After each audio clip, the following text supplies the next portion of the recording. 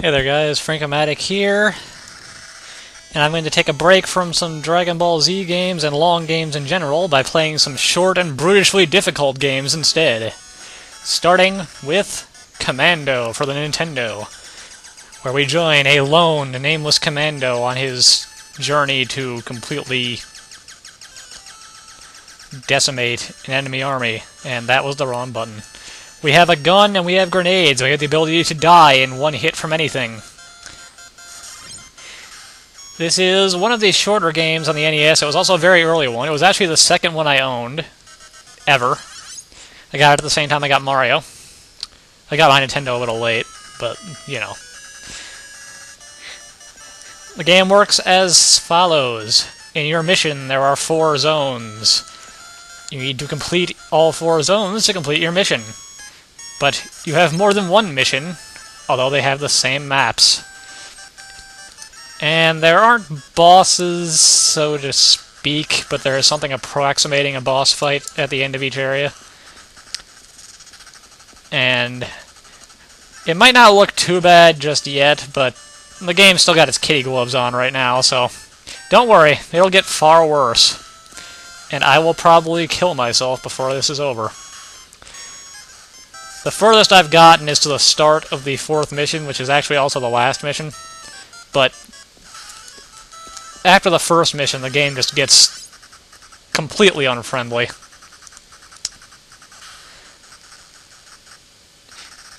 As I said, though, this game is really short.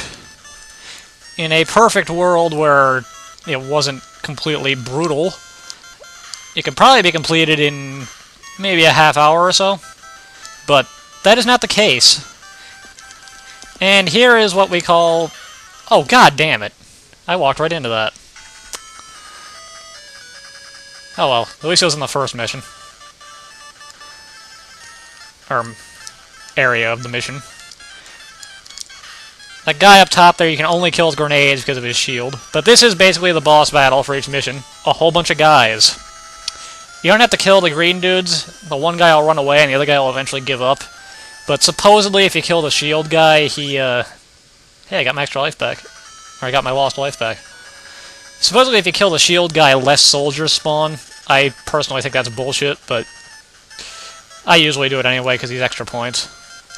Now, something interesting here. Notice that there are soldiers hiding in these trenches. That might make you think you can walk through them. No. These trenches are bottomless pits and you will die.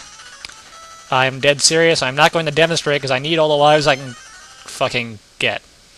And that is why. And this is really nice of the game. Starts you almost directly inside of a death pit. If you tap up even the slightest bit, you die instantly. I kind of wanted to show that off anyway, so that's handy. These secret areas can only be found by dropping grenades in certain spots. I don't know where a lot of them are, but most of them are fairly useless. And it puts me right back in the instant death pit. I just love this game. I'm going to see if I can finish Mission 1 in one video. I don't think I'm going to be able to. I'm going to try not to use save states. I'm pretty sure this gives you either infinite continues or pretty damn close to it. These guys have rocket launchers, and as you just saw by that one guy shooting, you don't want to be anywhere near them when they fire. They fire off a massive line of bullets. And this is easily the single most important secret in the odd missions 1 and 3. You will see why after I free these guys. And the hit detection for freeing them is a little shoddy. But yes, our hand grenades have been powered up until I die. Most likely this means they will not last till the end of this map. Oops. Yeah, you can kind of walk around inside the walls if you miss the ladder, which is kind of funny, but not really. Anyways, better grenades means they blow up bigger, which means they will kill more things. And I don't bother rescuing those guys because these pillboxes will shoot at completely impossible angles and kill you. So it's better to just keep moving forward. That's basically the only way to succeed in this game. Keep moving forward and don't stop unless you absolutely have to. As long as you're moving forward, you don't need to keep an eye on your character because nothing should hit him. And that is important. And this scene is just a bitch, because enemies can come from anywhere. But after you kill enough guys, that guy up there gives up, see? So you don't have to kill him. And I usually never do on this particular map because you will get gang raped if you try to. Whew, this is a bit harder than I remembered it. I actually broke out my USB gamepad for this one because trying to play this one on the keyboard so you can't shoot in diagonals does not work. You will die. You need to be able to shoot in all directions really badly. You can enter most of these, as I'm showing here, but it's completely pointless as most of them are death traps in this level. I honestly have no idea what the purpose of that is. So I'm going to avoid the houses. And actually, as you go along in the game, more and more of these things become horrible death traps as opposed to bonus points. And this still isn't the part where the game gets completely and totally unforgiving just yet. Oh, I still have my upgraded grenades. I didn't die. Wow, that doesn't happen very often. Whoa. As you can see, it starts getting kind of nasty with enemy spawns, but that isn't the worst part of this level. This is the worst part of this level. Narrow corridors with enemy spawning buildings. And yes, I just said spawning. I haven't been drinking, honestly.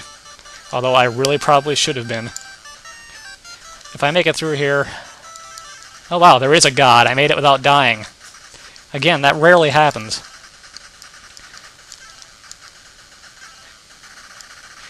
Now up here we have a new addition to the boss fight. Mortar guys. They are complete assholes and it's better to just ignore them because they rarely ever actually shoot at you.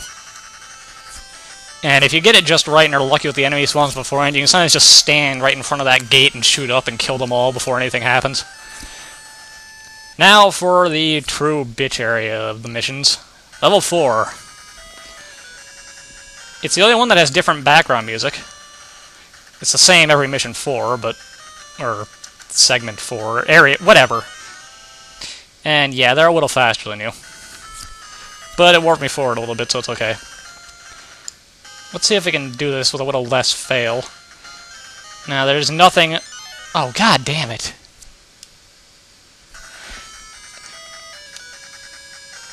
I was ignoring the, Oh, it warped me forward again. I was going to ignore that, ladder anyway. Because... there's...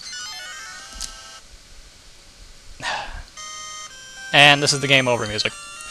There's no point in going into that ladder because it is a death trap. Okay, let's try this again. I want to finish one mission in one video here. I can do this. As I said, I can get pretty much to the end. It just gets so painfully difficult. I mean, God. Oh, stay away from me. Disappear, you assholes. There. And yeah, these pits you can walk right into. Whoa, look out. Mortar guys are never a threat for the most part unless you're not paying any attention whatsoever. They just kind of shoot. Not necessarily at you. Oh, god damn it, I hate this game. Why did I think I could do this? What is wrong with me? This is one of those games that's impossibly difficult even if you're cheating with, like, slow motion or something. Or possibly I just suck. Choose whatever makes you happier. I like to think that I'm not that terrible, but... Okay, I got this time. Yeah, zigzagging, for some reason, seems to confuse them if they're behind you. They don't like to walk in diagonals if they're behind you. I don't know why. You can kill the guys in the tower, but it's really better just to run past them. Because if you wait for a grenade to land, you're going to get shot by somebody. This is about the point of the game where they start remembering they have guns. Which actually makes things considerably harder, because they're not just trying to use their touch of death skill on you. And here's the last one of these. It's a fortress, and I cheaped the game out. Now, most people think this is the end of the game. And honestly, I don't blame them. It looks like an ending. But, in fact, to get the real ending, you have to finish 4 sets of these 4 levels. And let me tell you right here and now, it is not worth it in the least, but I'm going to attempt to do it for you guys for the purpose of this LP. I don't know if I'll make it, but I'm gonna try, damn it. Now I'm going to make a save state here, because I don't know how many continues you actually get. I think it's infinite, but I could be wrong. So, going back next time for our mission 2, maybe. Later.